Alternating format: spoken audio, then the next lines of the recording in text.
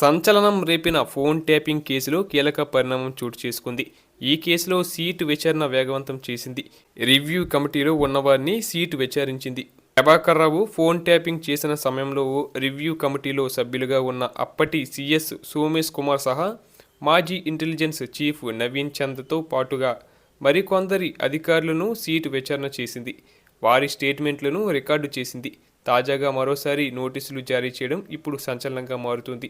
Phone tapping కేసులో వేగంగా పరిణామాలు చోటు చేసుకుంటున్నాయి. ట్యాపింగ్ రివ్యూ కమిటీలోని వారిని సీటు మరోసారి విచారించింది.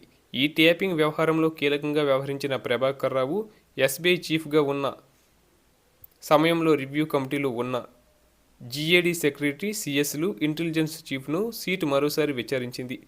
వారు ఇచ్చిన స్టేట్మెంట్లను సీటు రికార్డు చేసింది. ముగ్గురు మాజీ ఐఏఎస్లతో పాటు మాజీ ఐపీఎస్ అధికారులను సీటు సాక్షులుగా విచారించింది. మాజీ సీఎస్లు సోమేష్ కుమార్, శాంతి కుమార్లను విచారించింది. అలాగే సాధారణ పరిపాలన శాఖ మాజీ పొలిటికల్ సెక్రటరీ రఘునందన్ రావుతో పాటు మాజీ ఇంటెలిజెన్స్ చీఫ్ నవీన్ చంద్ను కూడా విచారించింది.